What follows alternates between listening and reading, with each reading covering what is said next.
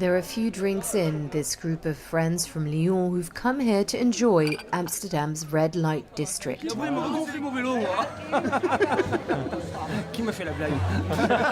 Lavish jokes are all part of the programme this weekend. Like so many before him, Joachim is here for his stag do. We've really come to drink, to do a pub crawl and have fun. There are nightclubs, there are sexos. Let's see. You think it's taboo, but it's not at all taboo here. It's all very fun and I invite the whole world to come to Amsterdam.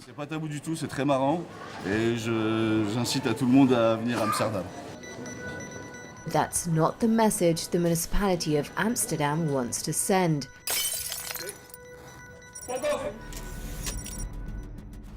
In this video, tourists looking to come to Amsterdam just to drink and party are told to stay away. It's a campaign that's particularly targeted at young British men.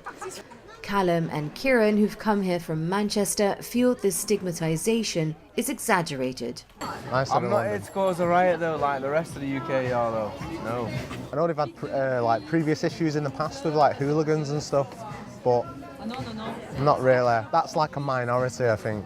And you look at the vast majority of everyone else from the UK that comes and they're not acting the way that we're perceived, do you know what I mean? This campaign is just one part of a larger push by the city of Amsterdam to change its global image and tackle the nuisance experienced by residents. Since May 25th, it is forbidden to smoke cannabis on the streets of the red light district. It's a measure that won't deter his clientele, says this owner of a coffee shop where weed and hashish are sold across the counter. But if you look in the coffee shop here, there's such a big diversity of people. There's lawyers and students and backpackers as well, that I think the whole image of a coffee shop is not correct. This resident of the neighbourhood is happy the municipality is looking to rein in mass tourism. Ruben has seen this area change over the past few years. The last police station closed in 2016, and personnel shortages mean there is little enforcement on the streets. So here you have big groups, mostly guys, who will only come here to get wasted and then smoke a joint and then sing their songs and urinate in your door. And if I go outside and say, can you please be a little bit more quiet, then they all are like, oh, of course, we didn't realize that it was a place where people live as well.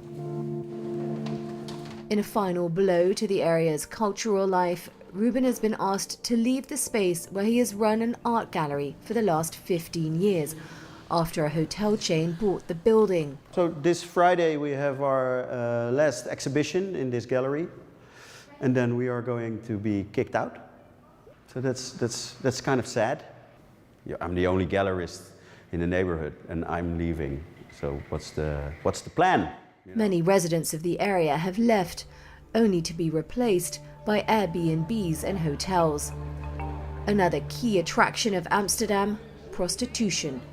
The local authorities would like to move sex workers to an erotic centre on the edge of the city. This brothel owner, who rents out 24 windows, opposes the project. Well, in a way, they have a good point. I mean, only when you look at Friday and Saturday night, between 8 and midnight, you see over-tourism here. There's a big mass moving in front of the windows, and also the sex workers don't like that. But there's just a few hours a week. It's absolutely not 24/7. But moving a whole industry, you have to think twice about that. The sex workers want business, not to be an attraction. The number of windows in the red light district has already halved since 2007. This former brothel has become a cafe. The municipality hopes this type of gentrification will appeal to a different kind of tourist. There are flights from the UK which are called sex, drugs and drinks flights. So you arrive in Amsterdam on Friday nights, you don't even book a hotel room, you just continue all night celebrating your stag party, and then in the morning you fly back. They don't even spend that much money. So the idea is that another type of visitor is needed. A visitor who causes less of a nuisance, but also has more money to spend. Die minder overlast veroorzaakt maar die ook meer te besteden heeft. Tourism remains big business. In 2019, a record number of 22 million tourists visited the city. That's 25 times the number of inhabitants. But they brought in 18.6 billion euros. If less people come, they must be willing to spend more.